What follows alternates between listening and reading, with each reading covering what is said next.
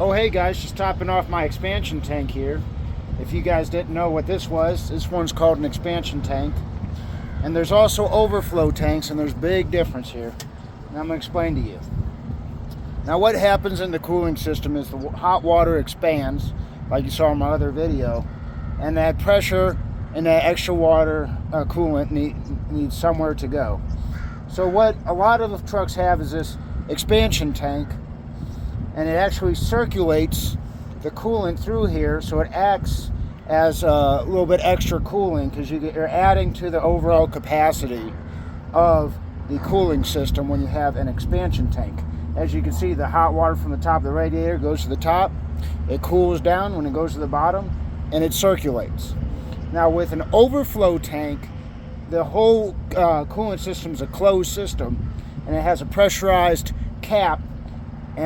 So imagine there's a pressurized cap or valve right here, and then once it gets to 16, 22 pounds, then it would spit over into the overflow tank. It's not topped off all the way.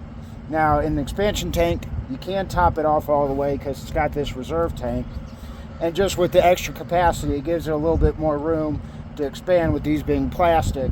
Now in my Daytona, mine's metal, so I only fill it up 3/4, half the way. Gives it a little bit of room to expand. And the pressurized cap is actually on the tank itself, whereas an overflow tank is at atmospheric pressure, and then it just sucks it back through when it's done. But an expansion tank is going to keep circulating that coolant, give you a little bit extra coolant capacity. And just make sure it's topped off and everything. Sometimes they'll have a side glass, sometimes they'll be clear like this, so you can see the level. And just pay attention to if there's any hash marks here. There's no hash marks here. So like I said, on this one, you can just keep it topped off. The way you know is it's got this little extra chamber in case it does, have too much pressure and needs to bleed off some of the coolant.